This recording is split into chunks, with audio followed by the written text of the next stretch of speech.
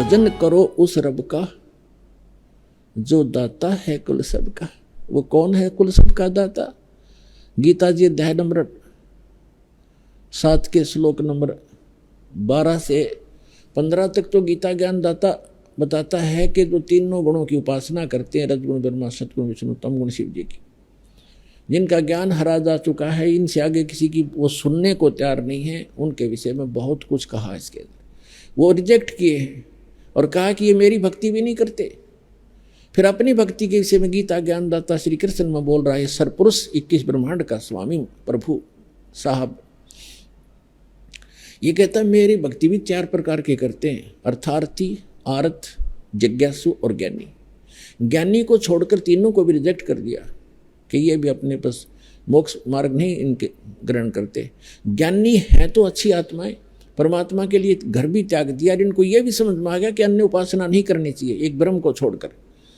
अब जैसा उनको ज्ञान है कि एक भगवान की भक्ति से ही मोक्ष होगा, वो भगवान उन्होंने ब्रह्म मान लिया। ऋषियों को ज्ञान नहीं मिला क्योंकि सतगुरु नहीं मिले।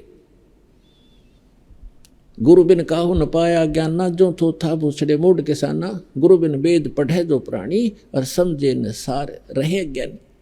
तो गीता ज्ञानदाता कहता है कि ये महापुरुष जो ज्ञानी है ये तो है तो उदार। ये मेरा मत है कि ये मेरे विचार में ये है तो अच्छी आत्मा, लेकिन इनको तत्वदर्शी संत ना मिलने से ये मेरे वाली अनुत्तम गति में स्थित रहे।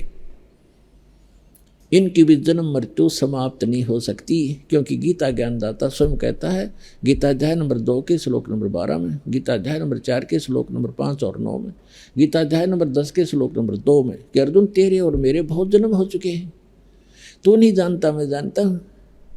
और अपना मंत्र बताता 8वें अध्याय के 13वें श्लोक में, ओम इति का एक अक्षरम ब्रह्म विवहरण माम अनुसमरणीय प्रयाति तदन देहम से आती परमाम गतिम। मुझ ब्रह्म का एक ओम मंत्र है, इसकी साधना करने वाला जो करता हुआ शरीर छोड़कर जाता है तो ओम से मिलने वाली ब्रह्म गति को प्राप्त होता है। जो ब्रह्म की साधना वो ब्रह्म लोक में जाता है। गीता अध्याय नंबर 8 के श्लोक नंबर 16 में कहा है, ब्रह्म लोक पर्यंत भी, ब्रह्म लोक में गए हुए भी पुनरावृत्ति में है, जन्म मृत्यु में आते। इसलिए गीता अध्याय नंबर 18 के श्लोक नंबर 62 में, गीता अध्याय नंबर 15 के श्लोक नंबर 4 में कहा कि तत्वदर्शी संत की प्राप्ति के उपरांत परमेश्वर के उस परम पद की खोज करनी चाहिए जहाँ जाने के बाद साधक फिर लौटकर कभी संसार में नहीं आते। और अर्जुन तू सर्वभाव से उस परमेश्वर की शरण में जा, जिसने उसकी कृपा से तो परम शांति को और सनातन परम धाम को प्राप्त होगा। 15वें अध्याय के 4थे श्लोक में कहा है कि तत्वदर्शी संत से तत्व ज्ञान प्राप्त करके उसके पश्चात परमेश्वर के उस परम पद की खोज करनी चाहिए जहाँ जाने के बाद साधक फिर लौटकर कभी संसार में नहीं आते। और जिस परमेश्वर ने सारे ब्रह्मांडों की रचना की है, जो कुल का मालिक है, जो सबका मालिक है, भजन करो उस रबदा जो दाता है कुल सबका।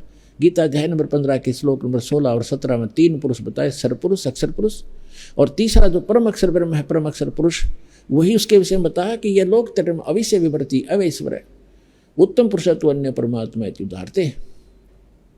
वो उत्तम पुरुष तो कोई इन दोनों से और है, सरपुरुष और अक्षर पुरुष से, और वही तीनों लोकों में प्रवेश करके सबका धारण पोषण करता है।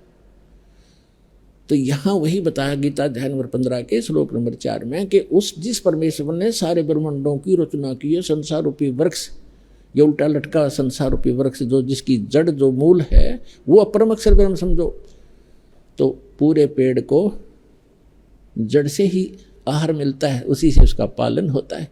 तो मूल मालिक इसलिए कहलाता है कुल का मालिक। भजन करो उस रबदा जो दाता है कुल सबदा, वो सबका दाता है। तो जड़ से ही सारे वृक्ष को आहार मिलता है, तो उस मूल मालिक से ही यहाँ सबकी परवरिश हो रही है, परमात्मा से। गीता के यथार्थ विश्लेषण की जानकारी के लिए पढ़ें पुस्तक गीता तेरा ज्ञानामृत।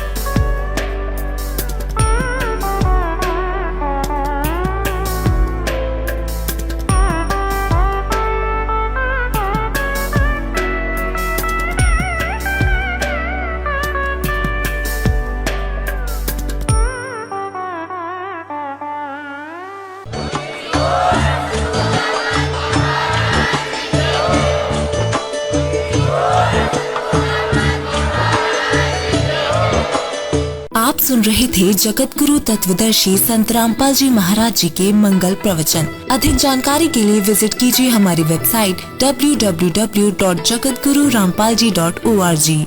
संत रामपाल जी महाराज जी के शुभ आशीर्वाद से पूरे विश्व भर में 500 से भी ज्यादा नाम दीक्षा केंद्र हैं, जिन पर संत रामपाल जी महाराज जी द्वारा ऑनलाइन निशुल्क नाम दीक्षा दी जा रही है। अपने नजदीकी नाम दीक्षा केंद्र का पता करने के लिए संपर्क करें 8222880541।